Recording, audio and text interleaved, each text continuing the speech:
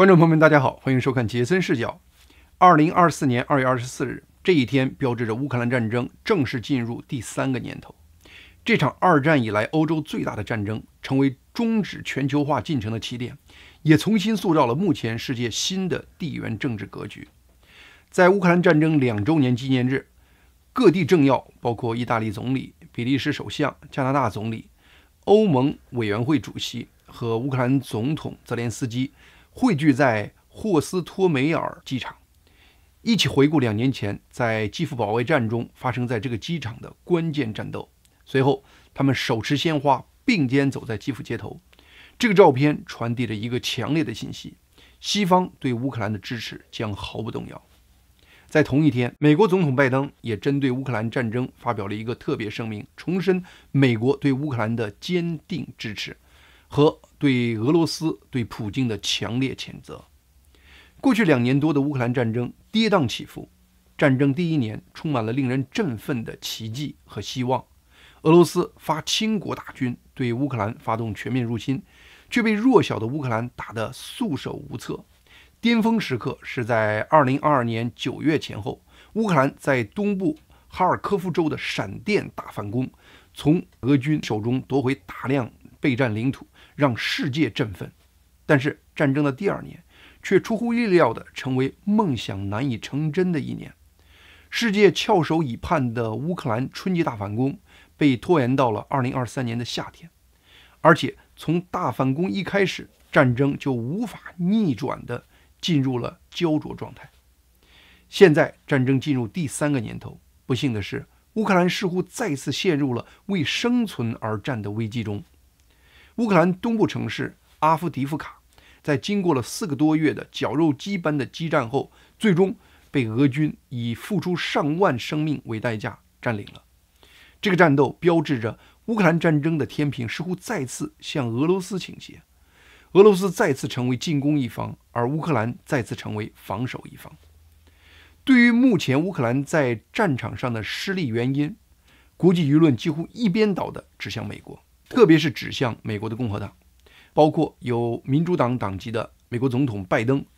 都在指着说乌克兰在战场上的失利是因为以共和党为主导的美国众议院没通过一项对乌克兰的600亿美元的援助法案。从表面看，这种指责似乎有一定的道理。今年1月份，美国对乌克兰的援助资金就已经基本用完了。乌克兰将在2月份耗尽美国提供的远程导弹，3月份会用光防空导弹。如果没有外部补给，今年夏天甚至会耗尽常规炮弹。因为远程和防空导弹的缺乏，俄军首次完全掌握了阿夫迪夫卡战场的制空权，这是在过去2年乌克兰战争中绝无仅有的。但是我今天就要突破这个表象，和大家一起来探讨一下乌克兰战争进入目前状态的深层原因，以及世界如何破局的思路。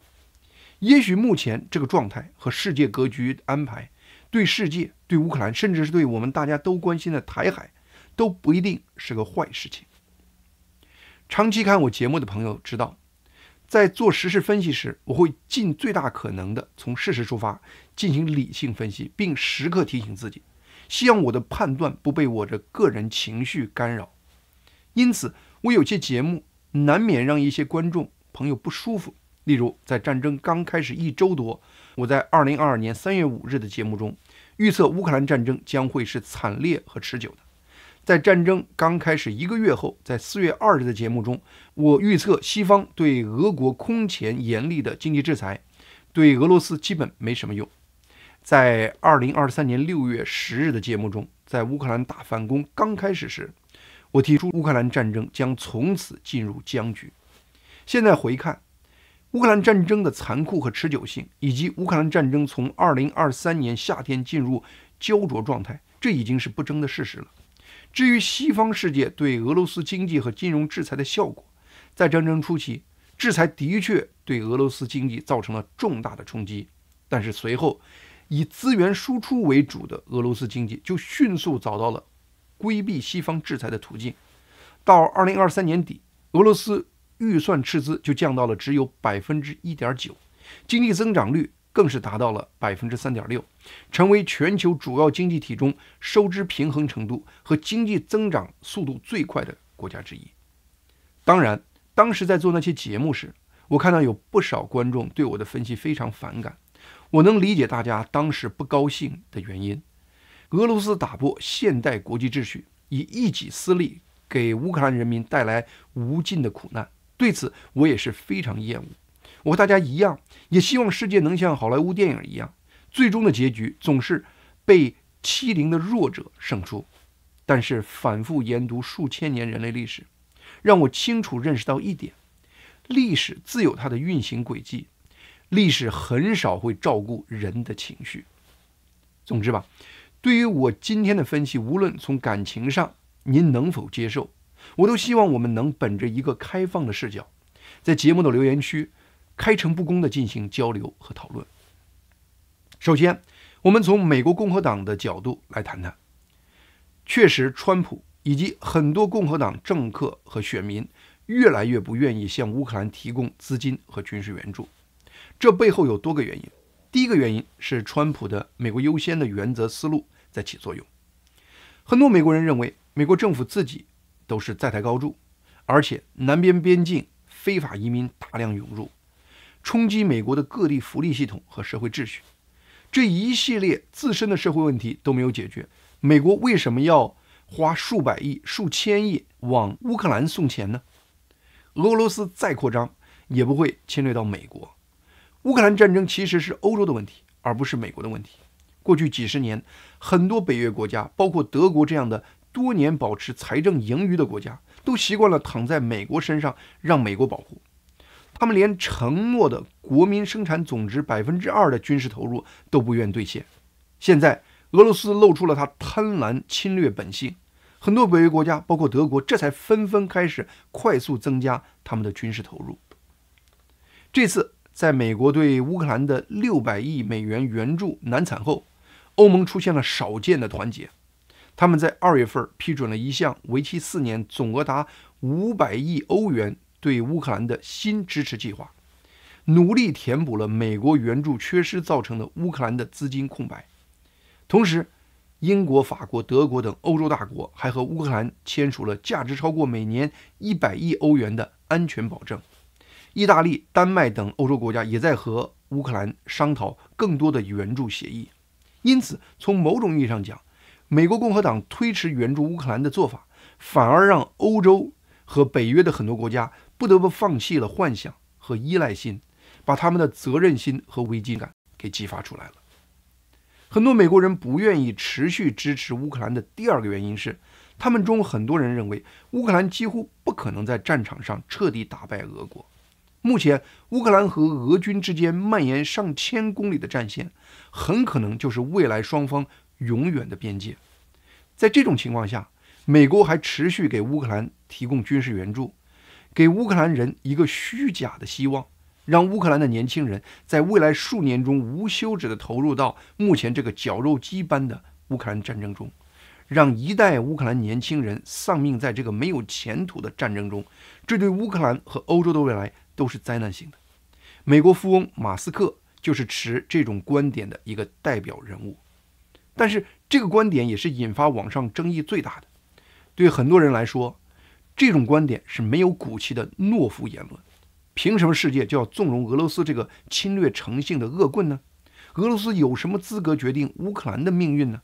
他凭什么就能单方决定乌克兰必须是他和北约之间的缓冲区呢？北约和乌克兰不听，俄罗斯就有理由入侵乌克兰这个主权国家吗？很多乌克兰人就憋着这个劲儿，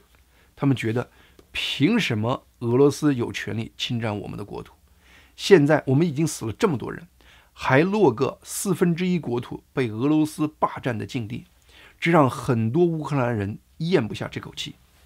在这种情绪下，乌克兰对美国目前暂停援助的做法就格外的失望和伤心。但是如果我们深入分析，你会发现，随着战争进入第3个年头，乌克兰人内心的矛盾感其实已经变得越来越明显了。虽然根据最近的一项民调，依然有85%的乌克兰人坚信乌克兰最终会取得胜利，但是对胜利的定义和何时能实现，乌克兰人的看法却出现了明显的分歧。此前，很多人认为胜利就是把俄军赶到2014年法定边界以外，包括夺回克里米亚半岛。但是现在有些人开始再次担心乌克兰的存亡问题，有些人对胜利的定义已经变成了在2024年抵挡住俄军的反攻。另外，最新的乌克兰民调显示，自战争爆发以来，首次多数乌克兰人认为乌克兰正走在一个错误的道路上。目前，很多人把乌军在战场上的失利完全归结到美国停止军事援助上，好像一旦美国恢复了援助，乌克兰军队就会立刻击垮俄军的防线，全面扭转战局。但是理性想一想，从2023年6月乌克兰启动大反攻后的半年时间中，美国的军事援助都在，但是战争依然打成了一个僵局。有什么理由让人相信下一波美国的军事援助就能保证乌克兰会打破战场上的僵局呢？有人会说，如果美国和西方能够给乌克兰提供乌克兰需要的所有先进武器，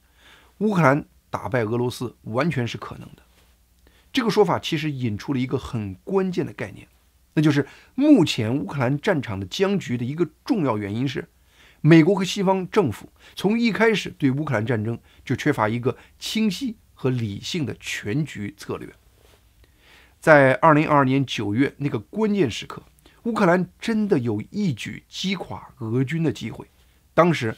完全没有思想准备的俄军在发动对乌克兰的全面进攻后，立刻陷入伤亡惨重、首尾难顾的泥潭，因而不得不选择转攻为守，从基辅周边撤军，收缩到乌克兰东部。而乌克兰军队转守为攻，在东部哈尔科夫州发动闪电战。当时俄军士气极其低落，在乌克兰的猛烈攻击下，迅速就溃不成军。在短短1-2个月的时间中，乌克兰就从俄军手中夺回了数百平方公里的领土。目前，俄乌双方的战线主要就是那个时期形成的。当时，乌克兰希望美国和西方能够给乌克兰提供高性能主战坦克、远程精准导弹、先进的飞机等等，支撑乌克兰在下一步的进攻，一鼓作气把俄军赶到亚瑟海。但是从美国的拜登政府到欧洲的各国政府，却开始对给不给乌克兰提供这样的先进攻击性武器犹豫不决。他们担心乌克兰用这些先进武器把俄罗斯打急了，俄罗斯会动用核武器或直接进攻西方国家。这种态度其实是拜登这种左派政府的思维常态。在和平时期，他们会站在道德制高点，痛骂普京是个杀人犯。虽然这些说法让一些人觉得很痛快，但是从普京和卡尔森的访谈中，我们都知道这让普京非常生气。普京是个独裁者。什么是独裁者？他一个人的感受就会影响一个国家的政策走向。在拜登上台的第2年，普京就贸然决定全面入侵乌克兰。有专家分析，拜登上台后有意孤立和羞辱普京的做法，对普京这个决定很可能起了推波助澜的作用。但是这些所谓的左派精英一看战争真的开打了，他们第一反应又是最悲观的。据说拜登政府在俄军入侵乌克兰后，第一次联系泽连斯基，是给泽连斯基提供出逃的飞机。当时泽连斯基要武器不要出逃的气概感动了世界，于是美国和欧洲开始给乌克兰提供大量的防御性武器。但是2022年9月，当乌克兰真的展现出有可能彻底击垮俄军后，拜登政府开始担心真把俄罗斯逼急了，让战争升级。于是这些政府又进入了犹犹豫豫的长期思考的状态。但是西方政府的犹豫却给俄军提供了宝贵的几个月的喘息时间，让他们成功的在上千公里的战线上修建起一个被英国国防部称为过去几十年世界最为缜密的防疫系统。虽然后来西方政府最终答应给乌克兰提供了先进的主战坦克，但是一切都晚了。乌克兰战争自此进入焦灼状态。说到这里，我忽然想起川普了，他的状态和拜登的状态形成鲜明的对比。川普在公共场合对普京、习近平、金正恩这些独裁者极少谩骂或羞辱，甚至会和他们称兄道弟，这让很多人很看不起川普，甚至反川普的人借机编出一个川普通俄门的罪名，折腾了川普好几年。但是川普嘴上称兄道弟，并不会影响他的行动，至少在中国问题上，一方面川普把习近平挂在嘴上当朋友，但另一方面，当今世界对中共全面制裁的这个潮流，其实是川普执政时期启动的。对金正恩也一样，一方面川普可以飞半个地球去见金三儿，给足这个小胖子面子；另一方面，他对北朝鲜的制裁，川普是一点儿也没减，和韩国的军事演习一次也不停。回到乌克兰战争这个话题上，西方政府对乌克兰战争从一开始就缺乏清晰和理性的全面策略，在和平时期对普京孤立谩骂，在战争关键时刻却又怕把普京逼急了，怕战争升级。当然，造成目前战争进入焦灼状态的原因还不止西方愚蠢政策这一点，另外一个原因是正常人总是低估俄罗斯在战争中轻视一切生命的程度，低估俄军对自己人员大量伤亡的容忍度。刚刚被解职的乌克兰军队总司令扎卢日内将军去年就提到过，他和俄国打了这么多年仗，但是在战争最艰难的时刻，他还是被俄罗斯不把士兵的生命当命的状态给惊到了。最近泽连斯基自己也提到，虽然在阿夫迪夫卡战场上，乌克兰军队和俄军的伤亡比是1:5，但是就是这样，乌克兰军队也承受不住自己军队的大量伤亡，而不得不决定从阿夫迪夫卡撤退。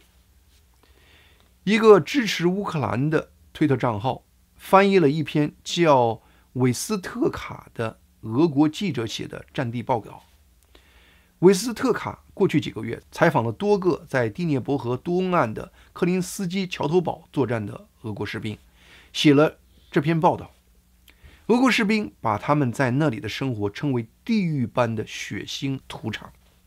自2023年11月以来，一批又一批的士兵被派去攻占格林斯基，虽然每次派出的攻击团队都几乎无一生还，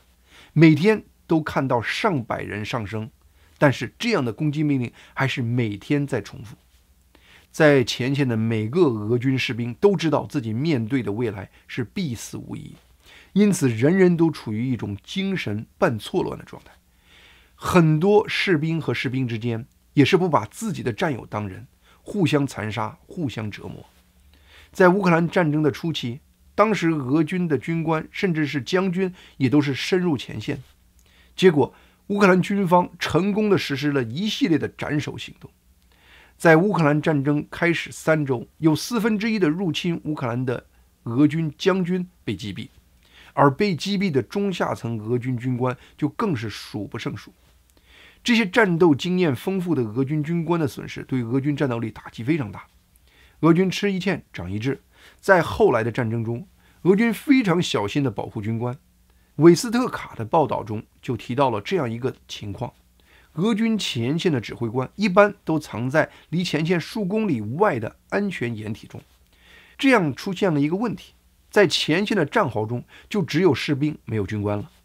在这样的情况下，如何保证士兵还会听命令每天去战场送死呢？俄军的办法是在前线士兵中建立一套残酷的惩罚制度。在俄军士兵中有很多是从监狱放出来的重刑犯，这些人知道每个人都难逃一死，高度恐惧让他们处于癫狂变态的状态，他们就会找各种借口对其他士兵实施极端残酷的惩罚，抓到谁就往死里折磨。在寒冷的冬天，不听话的士兵会被他们反手倒挂在树上好几天，放下来人基本就残废了。他们还在地上挖一个深坑，叫天坑。有一个视频显示，4个俄国士兵据说因饮酒和不遵守命令而被惩罚。在苦寒的冬天要求他们扒光衣服被殴打，然后被赤裸地扔进天坑中，要求他们在天坑中互相性侵。而那些实施惩罚的俄军士兵，就是那些罪犯，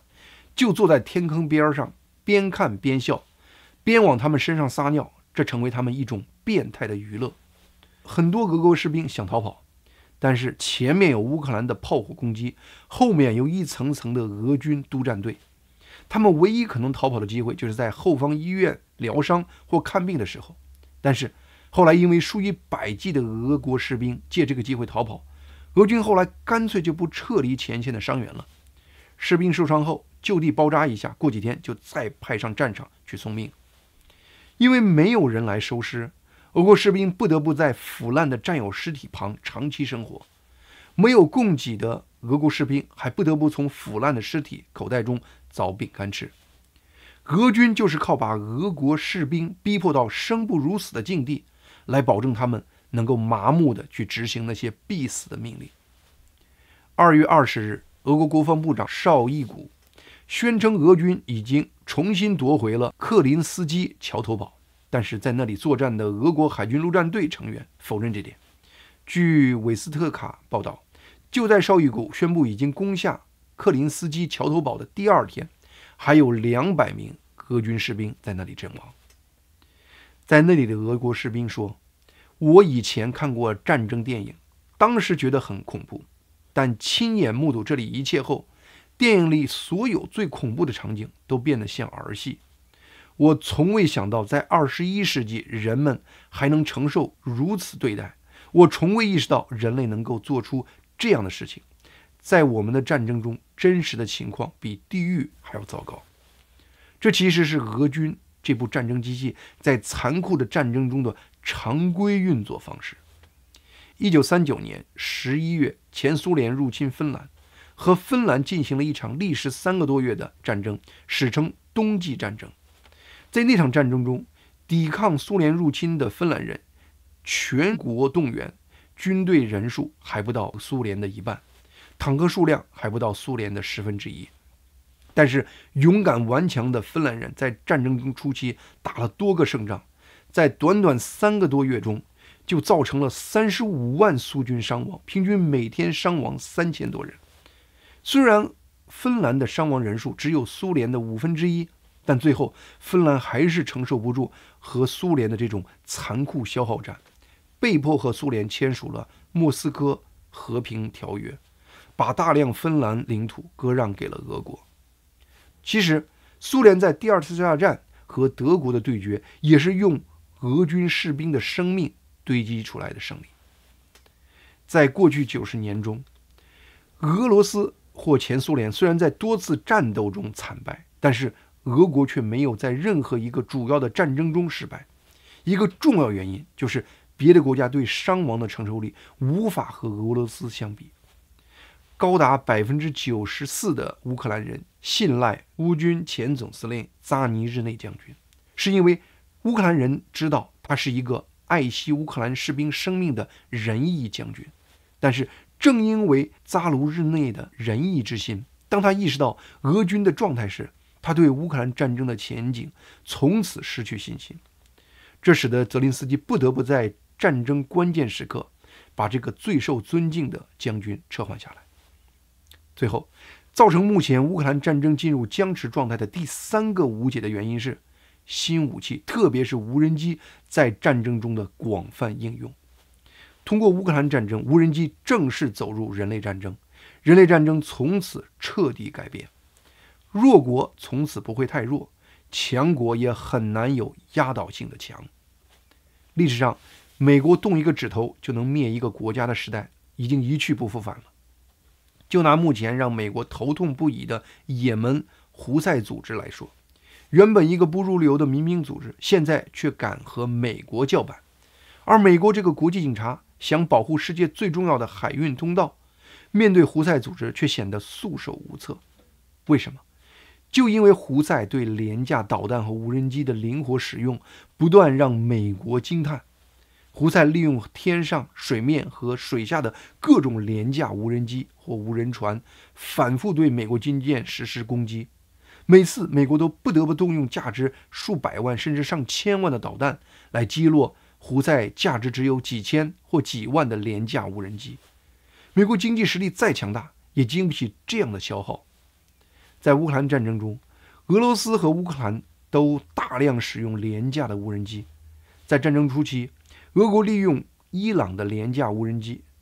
对乌克兰的城市进行轰炸，并挫败了乌克兰的大反攻。现在乌克兰是全民行动制造第一联的无人机，今年预计年产将达上百万架。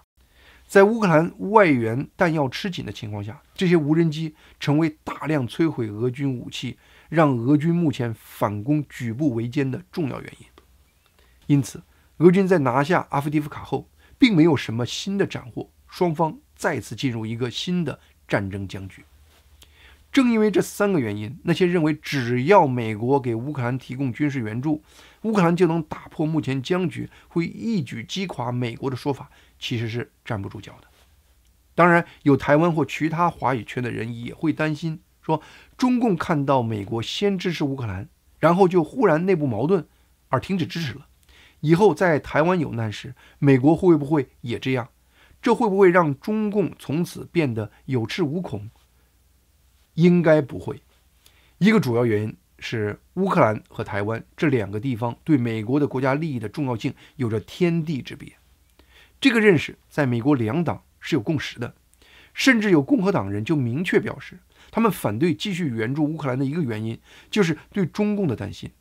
允许美国把有限的武器库存大量消耗在乌克兰战场，这对美国未来应对台海的突变非常不利。目前，美国给乌克兰和以色列提供武器的最大瓶颈是美国自己的军事产能，还不是不舍得给他们提供资金。美国已经是在台高筑了，再为乌克兰印600亿美元也不是什么大问题。但是，同意给乌克兰提供600亿美元军事援助，就意味着美军立刻就要从自己已经非常有限的军备库中搬出大量的武器给乌克兰。而美国的军工产能在短时间内根本无法跟上乌克兰战场的消耗速度，这样持续下去，清空了美国的武器库，谁最高兴？中共当然最高兴。到时候真出现了什么事情，美国就是想救台湾，可能也是心有余而力不足了。一方面，我们前面分析了3个原因，为什么美国援助乌克兰也不能保证一定会改变乌克兰战场的僵局。而与此同时，美国已经非常有限的武器储备会被进一步耗尽，而美国的军工产能的提高却需要很长的时间，中间的窗口期对美国、对台海都非常危险。从这个角度看，目前暂停乌克兰的军援，既能激发欧洲的危机意识，又能为美国武器库保留多一些储备，给美国多一些时间去增加它的军工产能。这样看来，目前出现的这个局势，可能并不是我们很多人想象的是那么极端的坏事。世界已经改变，美国应该认识到新的廉价武器已经让美国无法插手世界所有的问题。在这个时刻，美国必须要有一个清晰的、务实的国际策略，真实的看清美国的核心利益到底在哪里。乌克兰的问题交给欧洲国家去管，中东的问题交给以色列去管，而美国必须头脑非常清晰的，在最关键的地方，面对最主要的对手，严格的画出一条红线，然后坚决守住，这样世界才可能出现长久的和平。好，今天节目就到这里，谢谢大家的收看，希望大家能够订阅和推荐杰森视角这个频道。